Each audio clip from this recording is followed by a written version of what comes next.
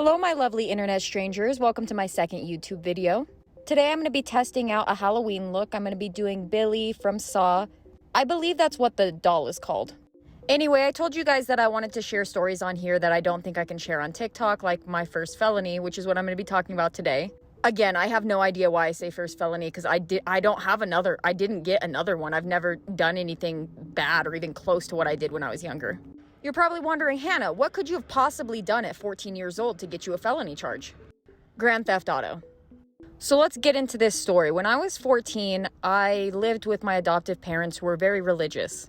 There's nothing wrong with religion, but my adoptive parents used religion to justify their shitty behavior and the way that they would abuse their children.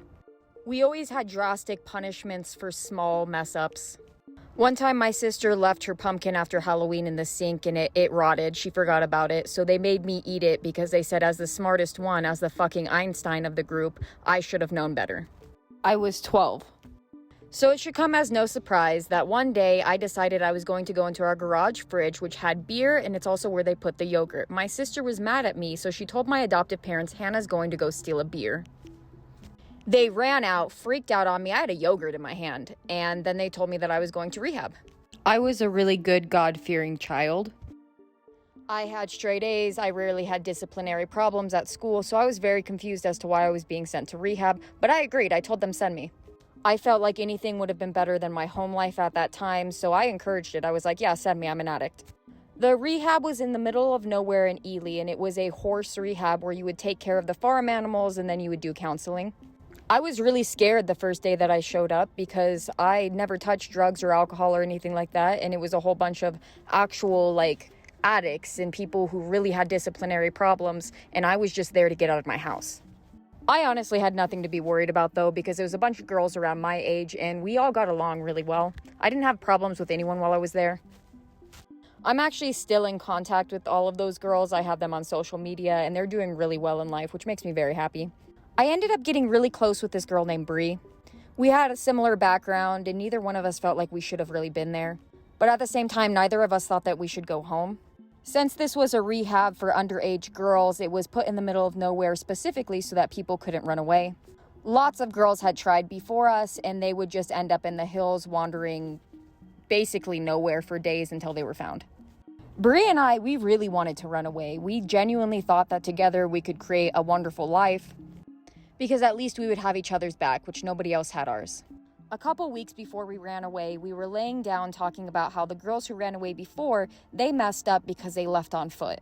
We said that if you really wanted to run away, you should steal a car. For a week, we talked about all the different ways that you could do it and actually get away with it until we kind of convinced ourselves that maybe this would be a good idea. Together, we came up with this plan, which is the absolute stupidest plan now that I'm an adult. We believed that we could run away to Las Vegas and then just become escorts out there. We were young, dumb children who had no idea what sex work actually entailed. We just knew that we couldn't get a regular job as a runaway. We planned to live on the streets together in a tent until we could get our own place, or until we could find somebody who's willing to let us both live with them. We thought we had it all planned out, and after a couple weeks of us discussing it, we decided that we were going to put this plan into play. We waited until right before everyone went to bed. And then Bree decided that she was going to have a tummy ache or a headache or something like that, and she was going to need to see the nurse. There, she would ask the nurse for a pain pill, and when she turned around to grab them from the medicine cabinet, Bree would grab the keys that the nurse always left on her desk.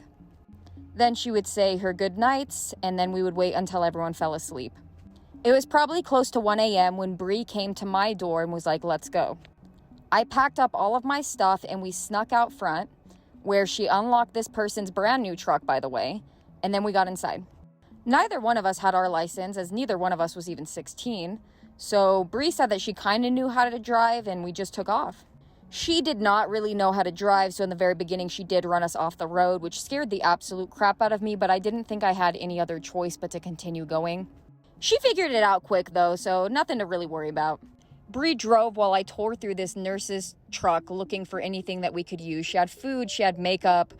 We weren't allowed to wear makeup when we were in rehab, so we ended up doing our makeup, which is just so ridiculous. After about an hour or two, I started panicking, and I was like, Bree, should we ditch this truck? She was like, no, there's no way that they know yet, but I just felt like they knew. I felt like they already called the police.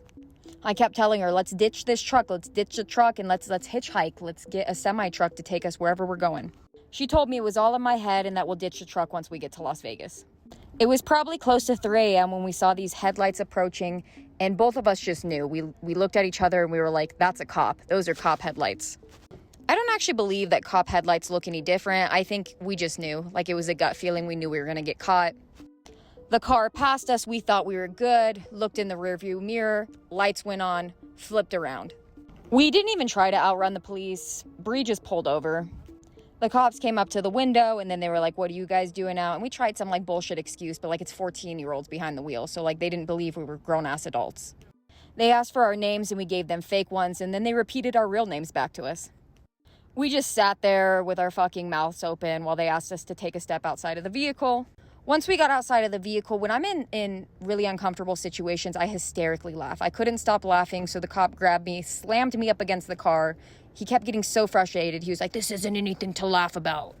We both got arrested and put in the back of the car. The thing was, these cops fucked up and they forgot to read us our Miranda rights. That is the only reason I do not have a felony and I had a misdemeanor joyriding. The cop was being a prick and he kept telling me, like, you guys do realize that you're going to, like, adult jail, right? And neither one of us really cared. We were like, whatever. Like, whatever. It didn't really scare us because there was no way that they were going to put a 14-year-old in with, like, a full-grown adult. That just isn't going to happen. So we were like, ooh, scary, solitary. They ended up driving us to the closest jail that they had. They had absolutely no room for minors, so they told us that we had to stay in basically the visitor's room. We slept on the floor using what I call jail cum rags, which are blankets that have been so used that they were just covered in stains. The next morning, they took Bree because her parents didn't show up, but mine did. She ended up being booked and put into the jail, and I was sent home. My adoptive parents did not talk about it. We didn't talk about it afterwards. They took me to McDonald's to get chicken nuggets and then apologized for sending me to rehab. We couldn't go on vacation that year because of my legal fees, but still, nobody brought it up. Nobody talked to me about it afterwards. Even my siblings kept their mouths shut. So yeah, that's my facing a felony charge at 14 story. I hope you guys like this Saw-inspired look. Let me know in the comments which look you like better, my porcelain doll one or this one. Thank you so much for watching. I hope you guys have a great day.